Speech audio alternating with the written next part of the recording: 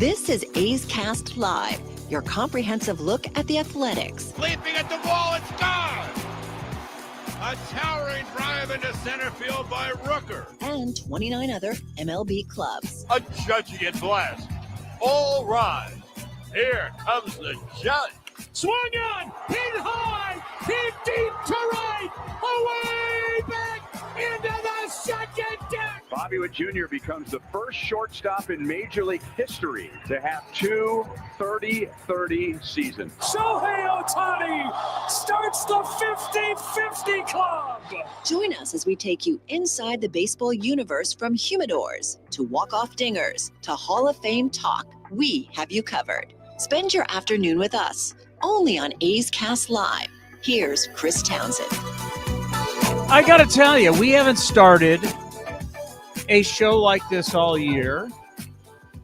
We're Nate the Great back at the studios at 650 KSTE, part of the A's Radio Network. And if you're listening on the A's Radio Network, KWNR FM The Bull, HD2 in Las Vegas, and everybody else on A's Cast. And if you're watching on YouTube or on X, thank you, everybody. But usually he says, have a great show. He says something positive. Today, all we got, Commander, was just do whatever. Yeah, you're a humble man. Is that where we're at with, was it 54 games left? 53 now. Is it 53 games left? Yesterday. All we get is just do whatever the hell you guys want. That's all we get? That's he says I'm yelling at him. Well, you see, people watching on the YouTube stream can't hear him, but people listening on KSTE and A's Cast can hear Nate. So, yeah, you just sit there and take it until post-game show, Nate. Yeah. But by the way, that was like a horrible. You know what? That was the kind of leadoff you went and took 3 straight pitches and struck out, and that's how you started the game. That was our leadoff hitter today. All right, this is what we got going today. JT Ginn, who was fabulous in Houston, is going to join us coming up after BP. We're going to have Johnny and Emily Doskow here. Yeah, Hot Take Tuesdays. Hot take. Do you have it? Do you? Your hot takes have been.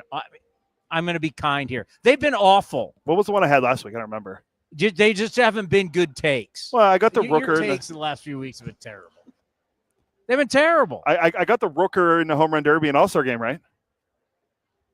Okay, when you say Brent Rooker's going to be in the All-Star game, that's good. But these random, like, Boston will be better long-term with Devers not being there. Hey, who's in play position right now? The Red Sox. Giants are struggling. Giants are 1 game over. Pirates are going to go in and sweep their ass. Just give me a take, like a take that's tangible.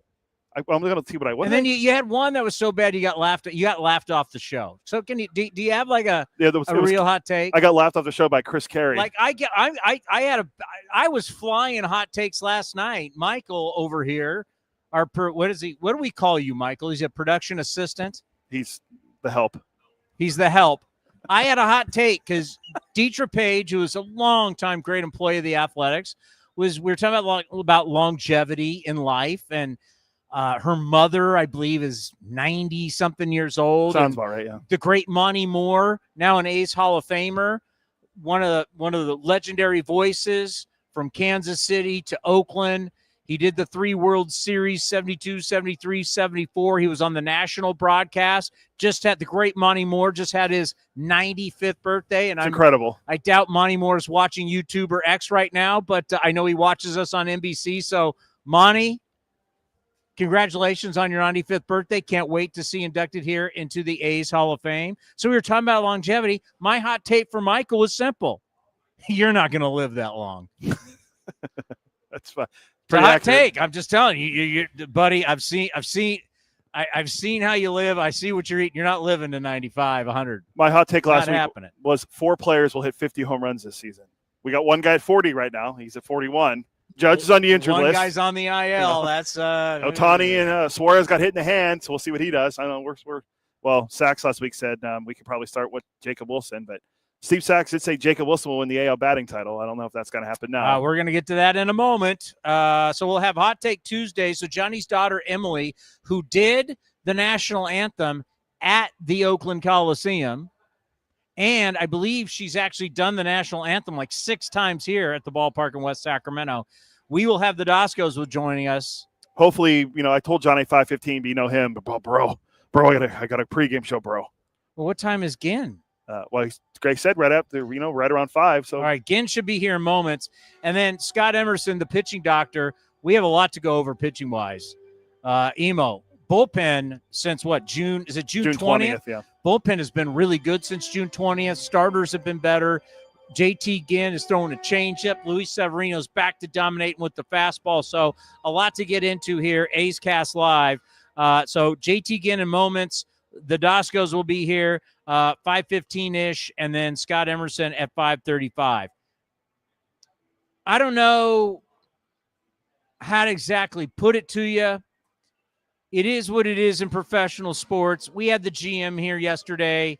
He said x-rays were negative day to day. Now we're finding out it really is a fracture of left forearm for Jacob Wilson. You knew something was wrong when he wasn't playing. I texted these guys today saying, listen, if he's not in the lineup today, he's got to be put on the IL. That's exactly what happened. You know, in a season like this, the reality is you got to do what's best for Jacob Wilson long term. I want him to win Rookie of the Year. Nick Kurtz is now going to win that award. I kind of told everybody, watch out, Nick Kurtz is coming. For all you in the gaming world, I kind of tipped you off. At plus 1,400, this might be a good idea. He was high up in the MVP odds now. Did I not bring that up back in the day? You did. And now, but, you know, for Jacob Wilson, I don't know. You know, same thing with Max Muncy. I mean, when you have a fracture, I mean, the good thing about breaks is that they heal. So rest is going to be what it's all about for Jacob Wilson. I don't know if we'll see him. I mean, I don't know. I'm not going to speculate. It's just, we have seen something really special with this kid. We know he's a big part of this franchise going forward. Now it's about Muncy. It's about Jacob Wilson just getting healthy. Whether they play again or not this year is really irrelevant to me. I mean, it'll be great, but I don't want to rush anything. You know, obviously it's a bone bruise, and obviously it was a little more than a bone bruise. So, and that is the tough thing about, you know, these guys. What we have got so comfortable in baseball now with guys getting right up on the plate because pitchers don't throw inside like they used to. You watch a Major League Baseball game, watch how many players, their right foot for right-handed hitter, really for right-handers. Watch how when they dig in, they are digging into the corner that's nearest to the catcher. So I'm going to get up and explain. And I know for you on A's Cast and the A's Radio Network, but watch when these guys, you'll see it on television, watch when they dig in. A lot of you don't notice it, but watch when they dig in. Their foot is right on the corner closest to the catcher. So when they dig in and they're holding the bat, watch on television, you'll see that the knob of the bat with their hands is basically on the inner half. It's on the strike. It's in the strike zone. Their hands and the knob of the bat are in the strike zone. So when a pitcher throws in and they back up and it's like, dude, your hands are in the strike zone. I should be knocking your ass off the plate. Yeah. These hitters have because the game has changed and you're not allowed to throw inside like you used to. These hitters now want to get right up on the plate, because guys don't throw inside, and they want to be able to not only cover the outside of the plate, they want to be able to drive the ball from the outside of the plate. That barrel control, you know, you guys want to talk about barrel rates, contact percentage. They want to be able to dominate that outer half. Well, it's because they got their bodies and they're right up on the plate. Well, what happens when you get right up on the plate and a guy throws the ball inside? What does it do? It hits some part of your hand or, you know, your forearm, and it breaks. Well, we've now seen it with Max Muncy, and we've now seen it with Jacob Wilson. You want to get your hands right there in the hitting zone. You want to put it in the strike zone. You better be wearing a pad. And go watch night after night. I sit there and I watch night after night. These hitters, they get right up on the plate. Well, you got hit in the hand. Well, guess what? Why do you think Jeff Bagwell got hit so much and he started having to have that batting glove with the pad? Because his hands were right up on the plate. So, I mean, I don't blame pitchers. They should knock you back. That's how the game is played. If you want to expose yourself to that, well, that's kind of the problem. Let's do Johnny now because I don't know where JT Ginn is, and I don't want to waste Johnny's time. I would never. I mean, that's like wasting Hey, Bob Costas' Johnny, you don't time. see JT Ginn's not walking down there, is he? Is JT Ginn walking over Do there? you guys see JT Ginn? No, come on. Then let's go. Let's get. We'll stand I need for some this. Johnny and some Emily. Let's go. Do we have a third mic for them? Yeah, they'll have to share that one. All right. Here we go. This is a big day. Did we interview her in Oakland? No, we never did. I was sneaking around trying to surprise him. Oh, that's right. That's right. I forgot about that. If for a lot of you A's fans remember, she did the national anthem in Oakland, but it was a total surprise. Yeah. I remember. How are you? Back from college? Great. Yeah, happy to be here. How was the Another week. first year at Colorado? It was amazing. I love it. Let's go Buffs. No doubt. It's like when you talk about the University of Colorado, it might be the most beautiful campus of any American. I mean, the old school East Coast schools, there's a lot of Midwest, they're beautiful brick schools, but when you just talk about beauty being up in the mountains, Colorado may be the most beautiful. It's funny you say that. It reminds me of an East Coast campus with the mountains in the background. So I love it. I'm sure you had fun, but how were the grades? Grades were good. Okay. Dean's That's what I'm talking about. Like my kids are like, Dad, we're having a great time. We joined a sorority. That's great. How are the grades? Right? And they did How, well. They how are the crushed it. grades? Your kids crushed it. All right. You do realize we've looked at that the average Super Bowl national anthem is about 1:40. So we're going to be betting on you today. Should we bet the over or do we bet the under? I'm going to take the under on that. The under? Are Yeah. Is there like a clock in your head? Because you've done it here how many times? I'm probably getting up towards 11 or 12, don't you Yeah, think? yeah, a lot, Yeah. yeah. Since I you're was like a 8 little years girl, old. right? Yeah, I had my big guitar and I couldn't reach over. Oh, you it. went Taylor Swift? Oh yeah.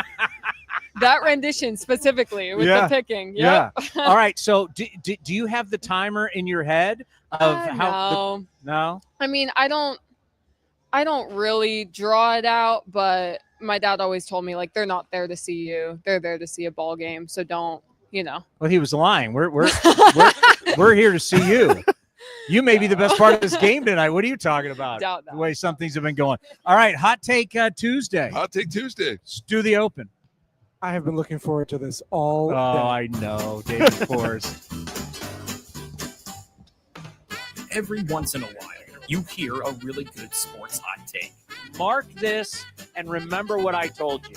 The Yankees will not win the World Series. Not only will Brent Rooker be an all-star, Brent Rooker will be in the home run derby this year. In June, the Astros will start to dominate. Then you hear some really bad hot takes. The St. Louis Cardinals are going to win the NL Central.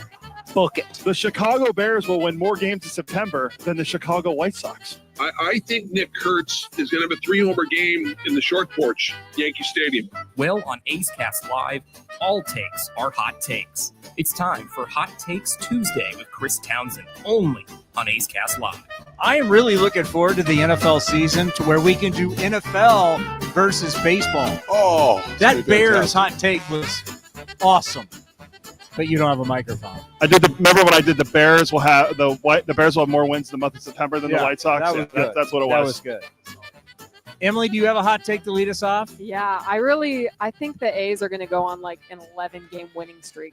I mean, Kurtz is on fire. I think Lawrence Butler is going to get hot. I just mark my words, 11 games. And you're going 11. I'm not going 10, 11. not 12, I 11. have a little bit of psychic in me. Do So you really? When's that that's all start? I'm saying. When is that streak I'm start? just before the end of the season. Okay. I feel it. All right. Okay. I like it. An 11-game winning streak Wow. is going to happen. You hit that. I think that's a steak. we're Do gonna- we'll you like name hot- steak? Yeah. Well, I no, do. Well, think that's I a do. steak dinner I on think we us. name Hot Take Tuesday after her. Brought to you by Emily. If she It's the hits least that. you can do. Yeah. Yeah. And there will be a steak dinner in Yeah. Sacramento on A's Cast Oh, if for you sure. hit that. Absolutely. All right, what do you got? Well, I was going to do this hot take last week, but I never got in there. Remember Oh, you what got happened? big league by you.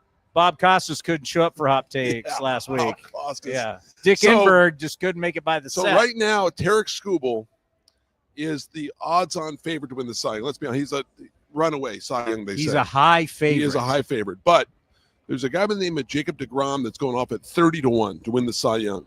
And I think that he's going to win the Cy Young. That'd be his third, right? Yep. I think Jacob deGrom is going to continue to do what he's doing. He's going to steal. Hey, he's going to steal the Cy Young from school. Okay. All right. Quickly, we got to go. JT Ginn's here. Just from Michael. Michael's hot take: Seth Brown will be in the lineup on Friday when the Diamondbacks are in town. Oh my God. I like it. Mine is simple. God. The New York Yankees will not make the postseason in 2025. I'm gonna double down on. This is always my hot take. The Yankees won't be in the World Series. Aaron Boone will be released from his duties as manager of the New York Yankees within 48 hours of when they are either eliminated in the regular season or the postseason. Wow. 48 hours. That is a blazing hot take. 48 hours, Aaron Boone. And I'm going to even triple down on it. He will be back in television in the 2026 season. So I'm telling you he's getting fired, and I'm predicting his future employment will be in television. You may get a He'll be back in television. Wow. Okay. Hey, impressive. 140. 140. You're telling me to take the under. I'm going to take the under. Yeah, I would. Yeah. That's what I would do. I would say it's like I want to tell you, like, good luck, but, like, this is old half for you now. I'll still take it. All right. Good luck. Good luck. Thank you. I appreciate it. Are you going to cry again? Nope. Not this time. You were bawling. He's in Oakland. prepared. I was a wreck. He's but prepared. now I know she's doing it. I can lock in. I'm not going to cry. That was a special moment. It was. Thanks, bro. Yeah. Sometimes in life, there's special moments. Yep. And that watching you on the scoreboard as you watched your daughter sing the national anthem and you didn't know, and to watch the tears, those are priceless moments. Thanks, bro. Appreciate it. It was enjoy. I mean, that's my little girl doing the anthem. Great. Cool. Congratulations on school. You. Keep studying. Yeah. Have fun, but Thanks, keep bro. studying. I will. JT Ginn, let's go. Let's go. Where'd my seat go? All right. I guess we're standing now. Yes, we're standing. JT Ginn joins us here on A's Cast Live. Welcome back. Happy to be here, man. How are you? I'm good. How you doing? I'm doing well. By the way, I've really enjoyed watching. You know, we talked about what we think you're going to mean to this organization for a long time, being in the rotation. You went to the bullpen, and now you're back in the rotation. How's it feel to be getting that ball once again every 5 days? Yeah, it's good. I think it's where I'm most comfortable, but I enjoyed my time in the bullpen, and I'm ready for whatever role that the team needs me, but it feels good to be starting again. It's all about a learning experience. What did you learn from the bullpen that's now helping you as a starter? I think just the attack mentality, just getting back to that and attacking these hitters and with your best stuff and trying to keep it going. I think that's what the bullpen teaches you, and also it's a little different preparation, and it kind of teaches you out there and compete with your best stuff. That's interesting because when you come out of the bullpen, there's no time to overthink anything. Yeah. You got to get outs. You got to get outs right now. You got to attack with your best stuff right now. You're coming in. The game's already X amount of innings in. It's already started to play out. So that mentality, you've brought that mentality as a starter, like some urgency. Yeah, absolutely. I think the attack mentality, like I said, is coming in and knowing how I'm going to get strike one against these guys and trying to put them away as quickly as possible. What do you think you weren't doing before? What was the thing that was maybe the struggle for you before? I think the biggest thing for me now is just mixing other pitches. I think at some points I get a little sinker heavy and get some predictable counts, but I think me and Shea and Wins have made some good adjustments on how we want to attack guys and just mixing it up a little bit more. Well, what I've noticed with you, and I've really loved it, is the third pitch, the changeup. Yeah. I don't think you have to throw it a lot. You just have to show it. They got to know that you have it. How much are you thinking about that changeup and incorporating it in a game? Yeah, absolutely. I think it's something they've told me a long time that it's a pitch I need to throw more, and it's just about me feeling comfortable and the mentality of I'm using this pitch to attack and not really thinking of it as a third pitch. It's like thinking of it as like this is a legitimate weapon for me, and I have more confidence and better command with it now, and just trying to get to more points in the game where I can use that pitch more often. I can see, though, where you would get sinker happy because your sinker is such a weapon. Yeah. I can see where you fall in love with it so much. At what point in the game do you, even though if you really have it going real well, because you can, I mean, I've been able to see it, you're throwing it down and in, you can throw it up in the strike zone. It's a true weapon. But at what point do you got to go, I got to start mixing it up? Yeah, I think it just a lot of it depends on the hitter and what kind of hitter they are. But I think a lot of times you want to get strike one and you want to get ahead, and that's my best strike pitch. obviously in situations where I'm looking for a ground ball, I'm gonna lean on that pitch a lot. But I know my slider's a really good swing and miss pitch, and like you said, the changeup's coming around, so it's a lot better to keep hitters off balance and throwing those pitches in counts where they might be expecting the sinker. Now it's a lot easier for right-hander, especially when you're trying to incorporate that changeup to throw it to a left-handed batter. It can be a little different with the right-handed batter. Do you feel comfortable throwing it to both? Yeah, absolutely. I think that's, like I said, it's just being confident in the pitch and that you're going to throw it where you want to and execute it when it's time to throw it. I think for me, always the sinker slider has been my best weapon against right-handed hitters, but finding opportunities to throw that changeup is going to help me out a lot. Now, it seems like you guys are starting to vibe off each other. We have all these numbers. Tell us what the starting rotation right now. Do you get that sense that the next man up, no one wants to be, as we'd say, the weak link, that you got that vibe going, the next guy who takes the ball wants to continue the success? Yeah, absolutely. I think as a team as a whole, we've been playing some great baseball, and that's obviously contagious, and everybody wants to get the ball and go out and give the team a chance to win. The bats have been showing up, and the defense has been playing great, so when the team's rolling together, it's a good feeling. Now, you were just part of the bullpen, and we have the numbers. Since June 20th, the bullpen it's been like a completely different bullpen. What did you feel down there with the guys and started to see things turn around? Yeah, I think a lot of it is just confidence in the guys, and they're settling into their roles, and they know what's expected of them, and to come in the game and throw strikes and shut it down. I think that's been the biggest thing, is guys feeling comfortable in their role and knowing when they're going to get the ball and come to the game. I really like that game plan of starter into the next guy being a former starter that can eat up 2 to 3 to Mason Miller. You were part of that. Now we're seeing Newcomb. Now we're seeing Perkins. How did that feel being down there? And when you talk to Perkins and Newcomb about being a former starter, you come out of the bullpen, we're not bringing you for 3 outs. Coming in and need multiple innings. Yeah, absolutely. I think, you lean on those guys. I think Newcomb's done it a while in his career. He's been back and forth between the starter and reliever role. And then obviously Perkins just came in and done a great job, and his stuff's really good. And when he throws strikes and he trusts it, he's going to be really good. But I think just knowing that we're going to come in when the game's tight and try to keep the game close and get the ball to Mason Miller. And when you do that with the lead, it's going to work out for us a lot. When he's warming up down there in the bullpen, was it just like, man, this guy's throwing 103? Yeah, it never gets old. You would think you get used to it, seeing it every day, but it's pretty unbelievable. It's awesome. And just the feeling of when he comes in the game, like it's game over, it's awesome. Like, it's incredible how hard a human being can throw a baseball. Yeah. It's just like you can hear it when you're down there. Oh, yeah. I mean, it's different. I mean, it doesn't take long to realize that that's a different kind of player. And then on the flip side of that, you got the Nick Kurtz show going right now. What was Houston like? You guys win 4 games down there. First time ever. I don't know if you know this. It was the first time ever winning 4 straight down in Houston. But just what was the show like sitting there on the bench watching the Nick Kurtz show? I think it was – I mean, everybody was kind of a loss for words. We didn't really know what we were watching, what we were witnessing. And, I mean, it's an incredible game. I mean, arguably the best offensive game of all time. And just to be in the dugout and be a part of that is special. And if you know Nick, I mean, he's a great guy, and nobody deserves it more. He's a great competitor, and, I mean, he's a different level of locked in right now, and it's fun to watch. What point, what inning were you guys on the bench going, oh, my God, this is historic? Yeah, I mean, I think after he hit the 3rd one, I know me and JP were in the dugout just hoping he got that last at bat. Obviously the position player came in and we knew we needed a couple knocks and we got him. And when he came up, you just had a feeling that it was going to happen, that he was going to hit the homer, and he did. 19 total bases. Yeah, unbelievable. It was such a night. All right, let's end on this. I just know for you, knock on wood, just how special is it to feel healthy again? And to feel like, I can just go do what I do. Yeah, obviously that's the biggest thing for me is just being healthy. And I know when I feel good and I got the ball in my hand that I can give us a chance to win games. And that's the biggest thing for me is just going out there and feeling good. It's awesome.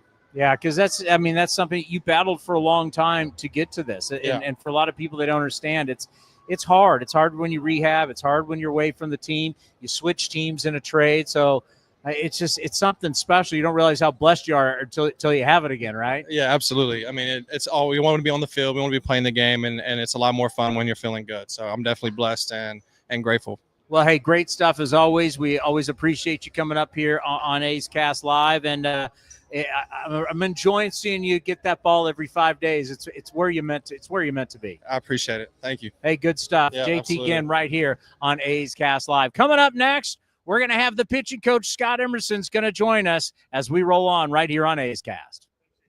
When it comes to knocking it out of the park, nobody beats Folsom Lake Ford.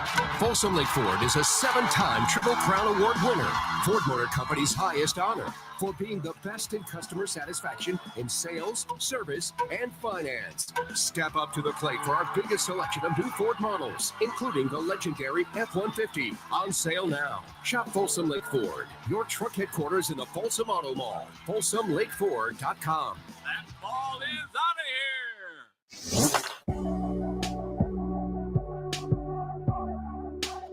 A's right fielder Lawrence Butler joined Towny on A's Cast Live to talk about the strong bond inside the A's clubhouse. I mean, we're almost like brothers at this point. I mean, we hang out with each other all day, every day in the clubhouse. We eat together, we play cards together. I mean, you'll see we'll hang out with each other's like wives, obviously with one another there, but it's like just a big family-oriented clubhouse. I mean, we go out to eat together. We just kind of do everything together, play the game. I mean, and it's just huge for our chemistry on the field. You know, we just kind of know each other, know what each other likes to do, know what each other doesn't like, you know, and we just talk to each other and just get to know each other, and it'll just make us better all together on the field. You can watch the full interview at youtube.com/athletics or listen at athletics.com/A'sCast.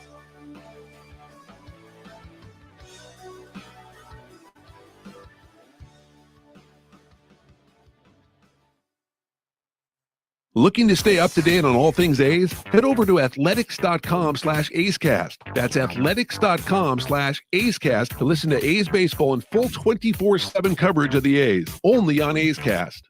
With a single click, you can stream great shows, live pre- and post-game coverage, and of course, all the great action of the A's this season. Head to athletics.com/A'sCast today.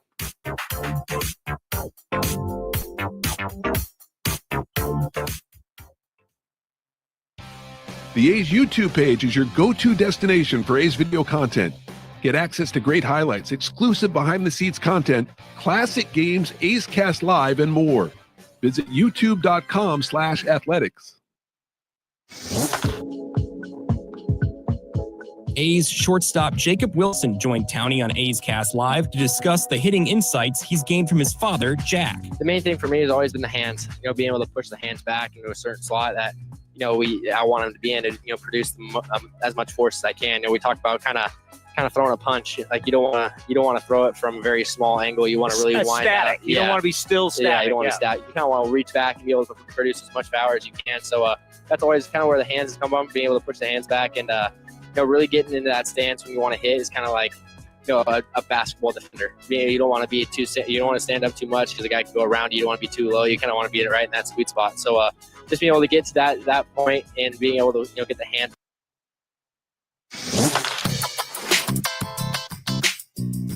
A's Cast Live continues from West Sacramento. Here's Chris Townsend. I see you, Pedro. We got a game tonight. Mariners A's coming up. Game 2. Sevy on the mound. Versus Logan. Is it Logan Evans who's pitching for the? He's throwing the ball well. Brian Wu tomorrow, so we're going to see, you know, Saul Castillo, see Wu. Playing in division, right? You got our young players got to learn how to play in division. Yeah, I know you guys highlighted it yesterday on NBC, on A's Cast on NBC, but you know, 14 and 21 now in the division. You were 23 and 29 last year. Got to get better in the division if you want to try to compete for the division title. And we saw the Mariners they last came here in May, and that's right when the 2021 started. Right after that, correct. So hopefully that'll start as Emily Doskow said. The A's are going to go on an 11-game winning streak. I hope she's right. Well, the bullpen since June, a 3.20 ERA, fourth best in the American League. 10 home runs allowed. That's the fewest in the American League because that was the big bugaboo. Like you brought someone in from the bullpen, boo, balls are going out, right? So they've limited the home runs. Opponents' batting average is 209. That's the best in baseball. And inherited runs, only 9 have scored, third best in baseball. Strikeouts, still okay, but just limiting the runs, the home runs, and the trouble. Scott Emerson's going to join us in a moment, the pitching coach for the A's. And, you know, it sucks It's not entertaining, and it's a bad part of baseball, and I hate to sell it to you that way, but that's where baseball is. It's a bunch of nameless, faceless relievers who are coming in. We know our guys, but the other team doesn't know who our guys is, and we really don't know who their guys are, right? So it's like, but unfortunately, the bullpens, what Scott Emerson's going to tell you, they're going to factor in who wins and loses basically 51% of the time. Yeah. It's more than starters. So it's like, if your bullpen doesn't throw well, I don't know how you're going to win games. Yeah, and I was trying to look to see if there's any, because we're in trade deadline season, because we saw, speaking of bullpens, we saw a reliever get moved earlier today as the Blue Jays acquired Sir Anthony Dominguez. Yeah. So we're going to start seeing a lot of these nameless, faceless relievers get moved in the next few days. Receivers and DBs, same thing. Well, they don't get moved as much, but this is the trading deadline. We're getting to a point with the trading deadline that these baseball insiders are pretty insignificant, right? Because there's not really what's going to be the biggest? You're going to tell me Suarez is going to be the biggest name going maybe back to the Cincinnati Reds or the Mariners where he used to play? Both teams he played for already. Right. This is the big, Josh Naylor's the big name. It's big leagues. Selfishly, I want the Naylor one to be right, but yes.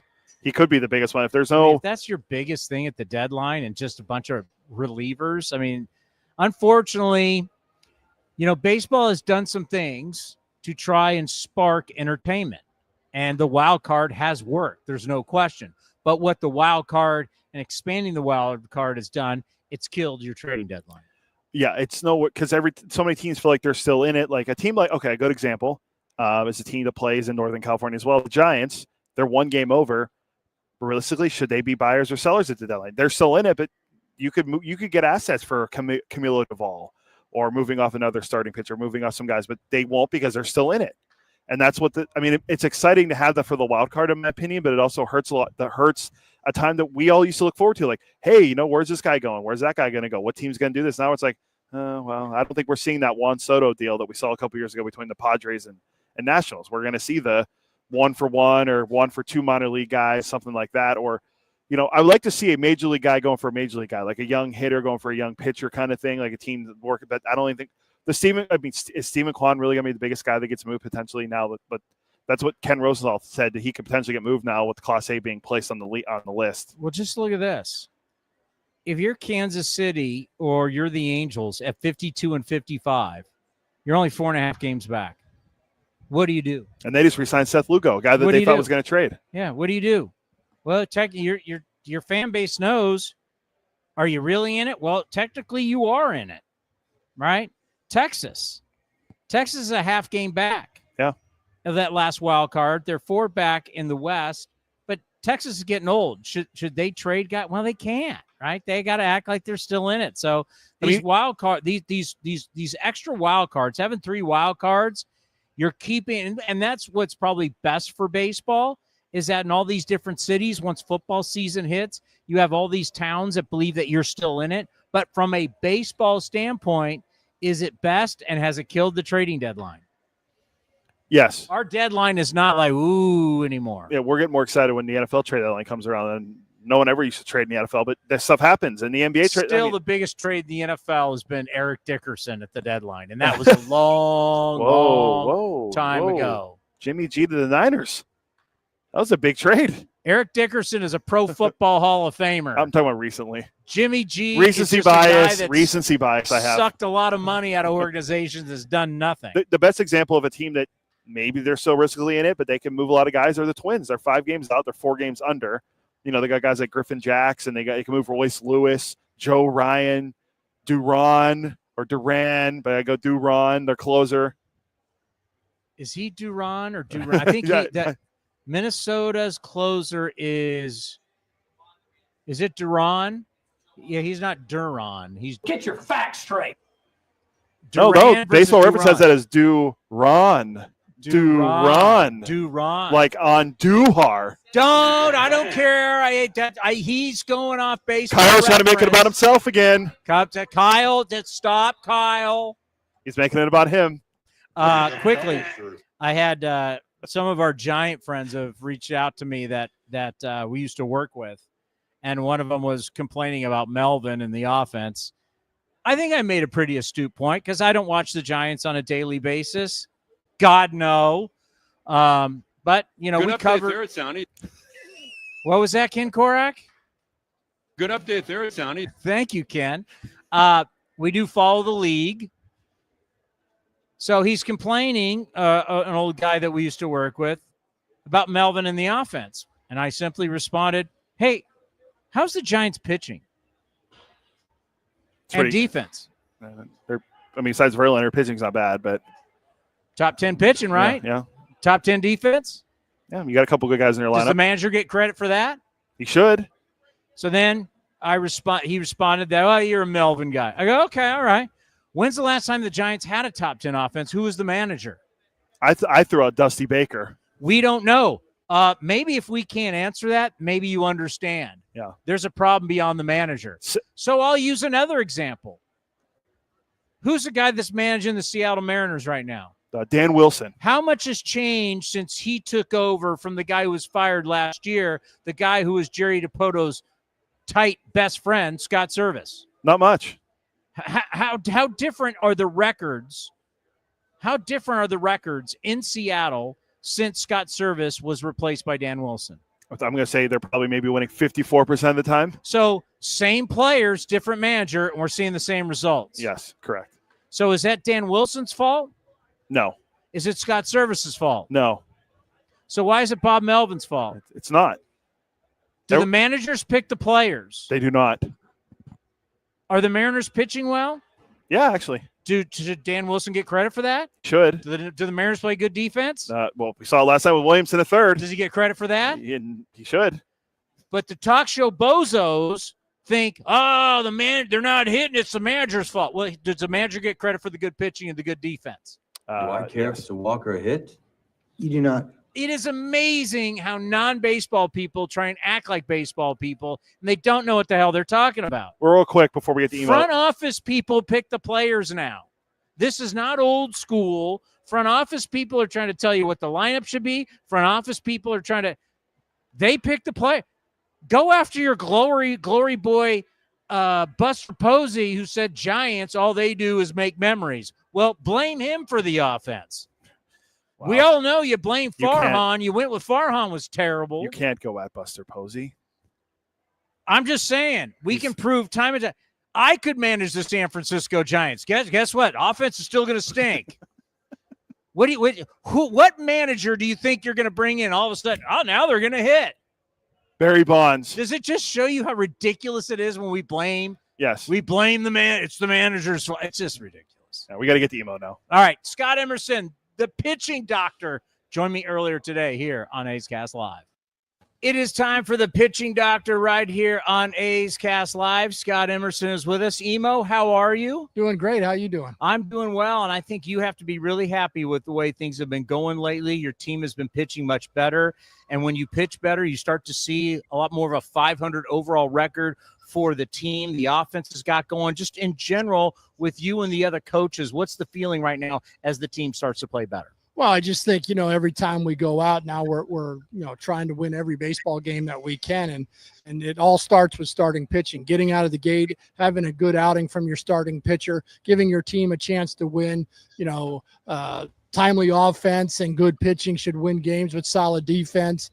But it's much more enjoyable when our pitchers get out of the gate. They pitch good. They mix it up. They move it around and, hand it off to the bullpen, keep them in the bullpen fresh. So, it's been a better month for us. I think we've done a pretty good job of, pitching, moving the ball around. We talked earlier about it's not about just throwing strikes. It's about throwing quality strikes.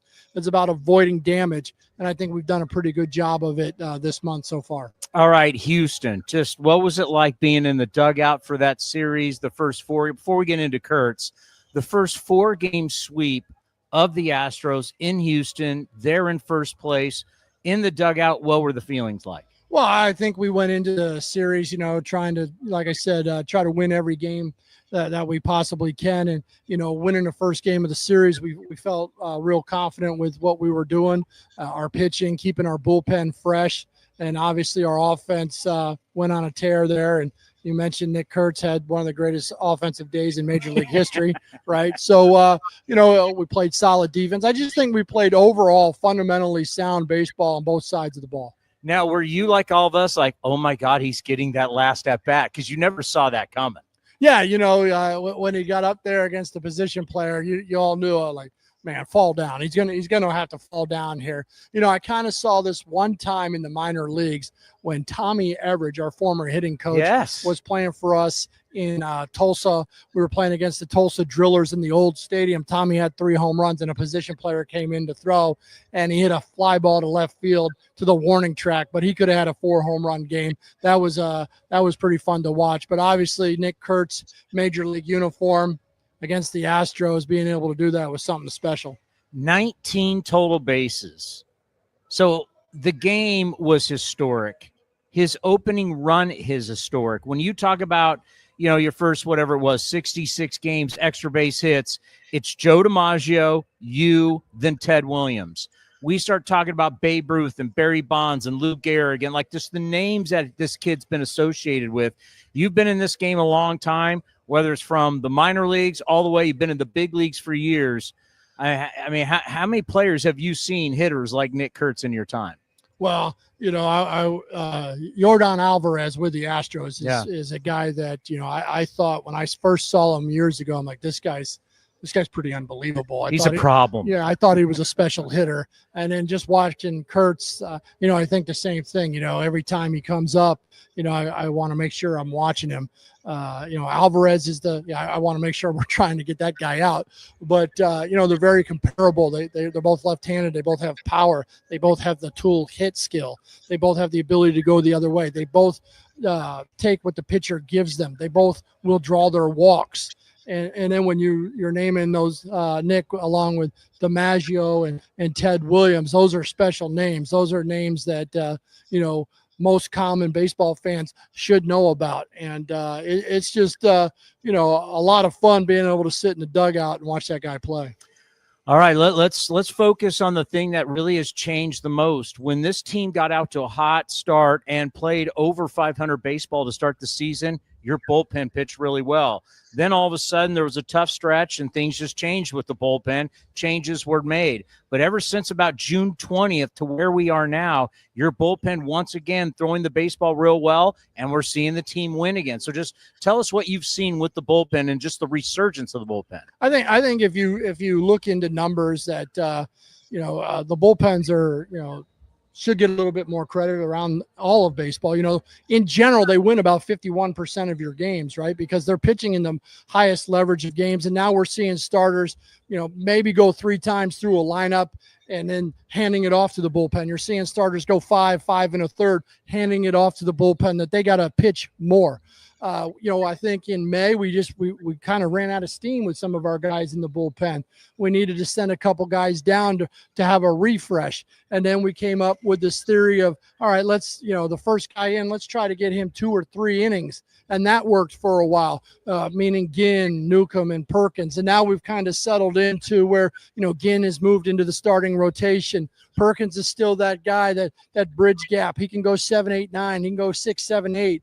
And get it to Kelly and Miller at the end. And now Newcomb's kind of emerged as a left-handed guy, situation guy. But some of the last couple outings with Newcomb, we didn't care if the guy was left or right-handed because he's been pitching so well against both sides. He's just getting the ball in leverage situations. Last night, we went for it to try to keep the game close. Kelly hadn't pitched in a while. We pitched him.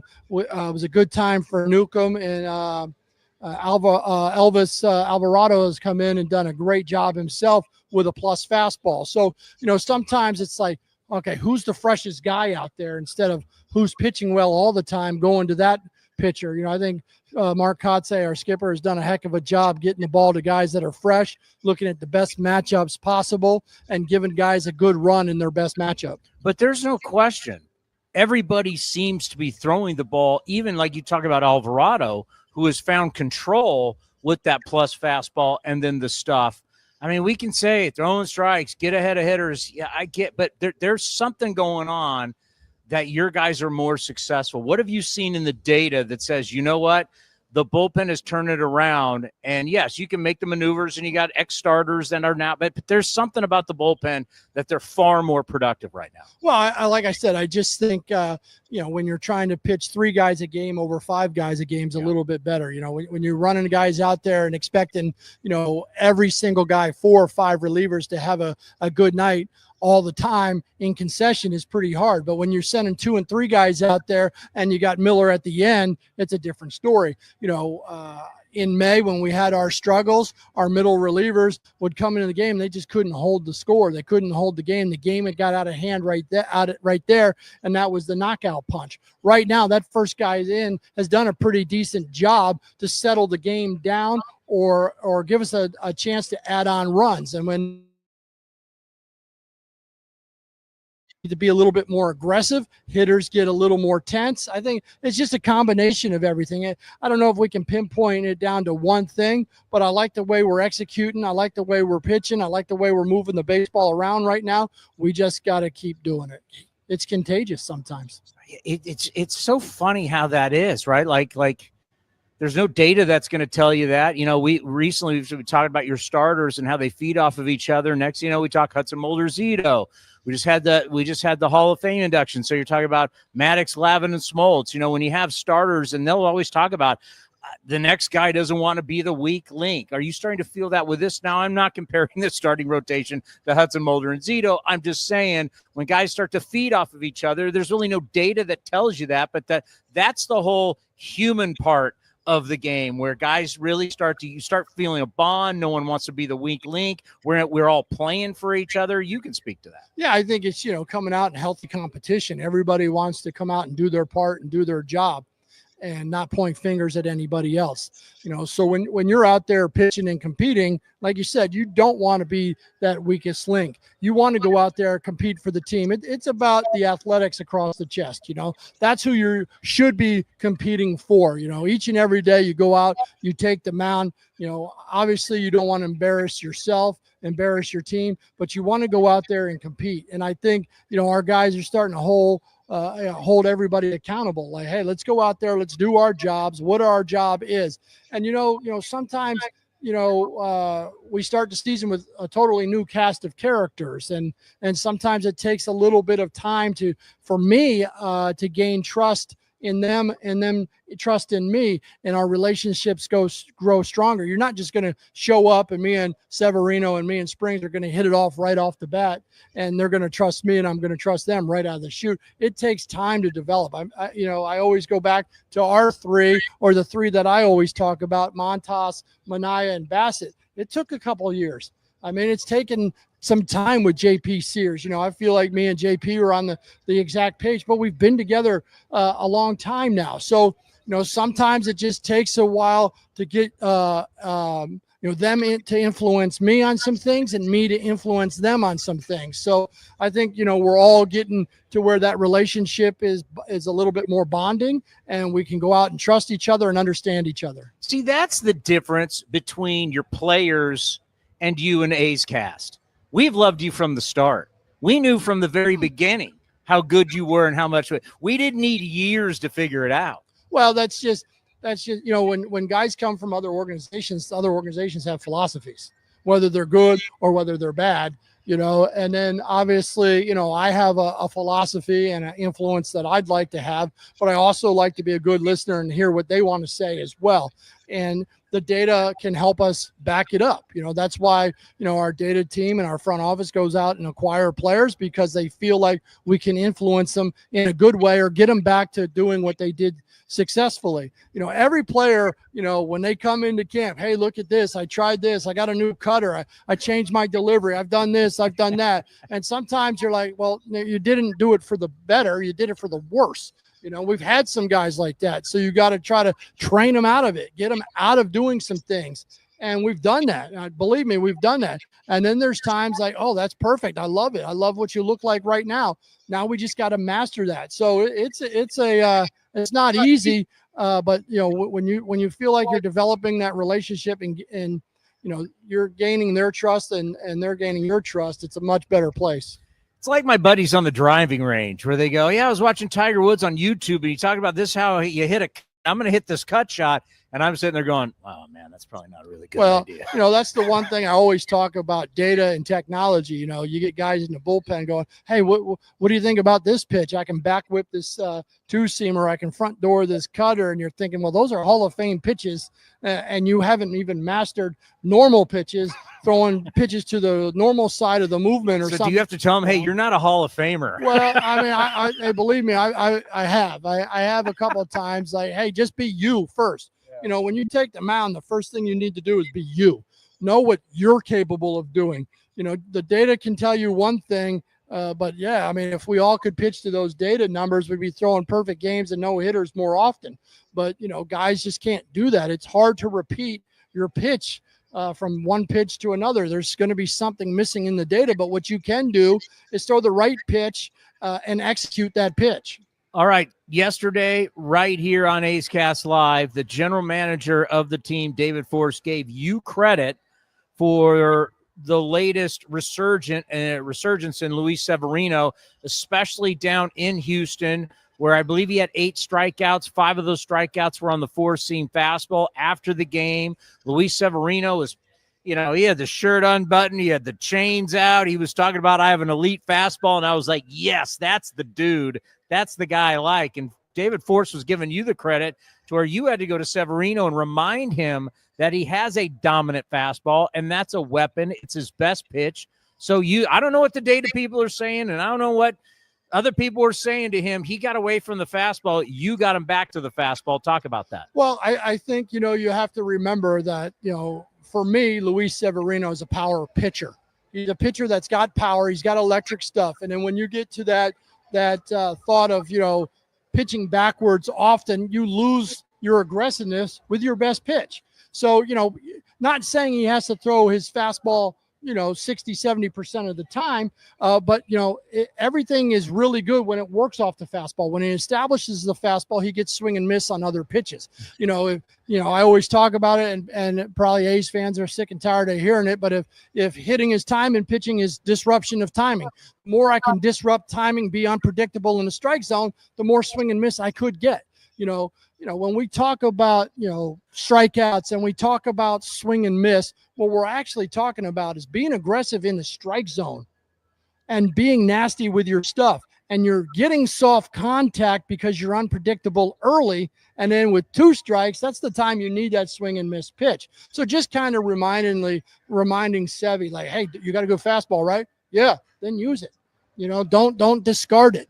And it's not saying, hey, you have to use it all the time. There's certain hitters in the lineup tonight that he's probably not going to throw as many fastballs to. But the guys that you need to throw the fastball to, just as a reminder, it's a good pitch. Where we don't like the fastballs behind the count, pitches right down the middle. That's when we don't like fastballs, right? We like fastballs when we can execute them in good quadrants of the strike zone, and we like them 95 to above when you can do that. Now, you take a guy like Jacob Lopez. He's got a low arm slot. He's below the hitter's eyes. He's got a good fastball, even though it's not hard. Now we got to get him to execute these pitches a little bit more in the strike zone. Now, I know I'm a dinosaur, and it's been a long time since I pitched, but I don't remember any pitch being good that was thrown right down the middle. No. Obviously that's the damage zones are middle in, the middle danger zone. Yeah, we call it the dead zone now. What happens is, guys throw balls down the middle. If you got electric stuff, you get a little bit more of a chance to be successful. You got a little bit more vert. You can throw it down the middle at 100. Boom, the ball, you got a chance. But middle heaters, when big leaguers can time a bullet, is not very good. One of the ex-great players who's on MLB Network, I can't remember which one of them said this, but it was a great point. And they're talking about pitching, and the guy goes, and it's somebody, I can't remember which one. It was a guy who's a really good player. He just goes, you got to remember, it's still hard to hit a 97, 98 mile an hour fast. Oh, we talk about sliders and sweepers and splits, and we got kick changes now. We got all that. But still, somebody getting up there who you got to remember, 60 feet, 6 inches, but that's not where the guy's throwing it. Most of these pitchers are tall by the time they land. We talk about extension by the time they're releasing the ball. It's only 50-something feet, and it's coming in at 97, 98. That's hard to hit. Yeah, the guys for me that, throw hard, that get hit, are the ones I think we've talked about. They're off the ball. Their front shoulder falls out. The arm lags a little bit. The hitters see the ball a little bit longer. Those are the easiest fastballs to hit. Those kings can be 100 and 101 miles an hour. But if you're flying off the baseball, pitching above your means, trying to create velocity instead of staying under control and letting your velocity happen, those guys get hit with fastballs. It's the guys that, I take a guy like Jeffrey Springs. I mean, I think he's got a good fastball. It's very deceptive. He hides it well. And some nights the ball just jumps on hitters and they don't see his fastball. Now he's got to execute it a little bit more than the guy throwing 98 because he's throwing 92, 93. But when he executes his good fastball, his fastball has different intangibles. So a lot of guys, you mentioned Lopez, and I'm thinking about Jamie Arnold, the number 1 pick out of Florida State, the number overall 11 pick, who we got to interview yesterday, and just seeing some of the video. And I told him, I said, hey, your superpower is deception. There's no question. And the way he hides the ball behind him, then he comes whipping it. It's what have you seen video of him? And I'm sure you got to talk to him. What do you think of the number 1 pick? Well, I think the same thing. He's got, just take like Jacob Lopez and Sean Manaea. They have that deceptive arm coming out there. Now take Arnold with that deceptive arm and those mechanics, but now he's throwing mid to upper 90s. That's a lot more deceptive. The ball's getting on you a lot faster. That's Chris Sale-like. That's Chris Sale-like. You don't want to say Randy Johnson because Randy Johnson was 6'10". That's not fair. I'd say more like Chris Sale. Yeah. So, each pitcher has his own unique way that they can use the fastball. They just have to understand it. Some guys who throw 92, 93, well, they want to rear back and throw 195. That's probably not too good. Like I just said, they pitch above their means. That front shoulder bails out. We see the arm a little bit longer. He stays on line. He stays down the slope of the mound. He hides that ball behind his torso a little bit longer by doing that. His fastball will get on people. So what do we call it now? Because back in the day, you and I would say he was funky. You'd go back to the dugout as a hitter and go, man, he's tough to see. He's funky. What do we call funky now? I think, a lot of guys still call it funky. I've heard Baseball Savant doesn't have a funky. We can't look at. They don't have anything that says for funky. Maybe they will at some point in time. Like I love listening to hitters come back and talking about the opposing pitchers. And I know a couple ex-A's players have mentioned to our base coaches about Lopez and his arm slot looking like Manaea was like that. Yeah, hard to pick up. So funk. Crafty comes the name, just a freak, an outlier, somebody that does something different. I think Arnold is that guy right now. I mean, he's got electric stuff with, if you want to call it a funky delivery, but funky is good when it works for you. When you have the ability to repeat your own delivery and the way you move, I'm okay with that. It's when you're throwing stuff off the backstop and you're funky, that's called a bad delivery. Don't you wish you would have been down here a little bit? I tried that a couple Did you? times. Didn't work? Didn't work. You're just too tall. You're coming. It would have disrupted my pickoff move. You are the best. Dr. Emo, by the way, the weather has been really nice. Enjoy the rest of the homestand. And then we'll talk to you next time the A's are back in town. All right. Well, thanks for having me. The great Scott Emerson, Dr. Emo, right here on A's Cast Live. Calling all college and grad students. Grab your friends and head to the ballpark with this special offer.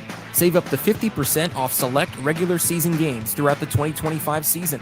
Get your discounted tickets at athletics.com/student.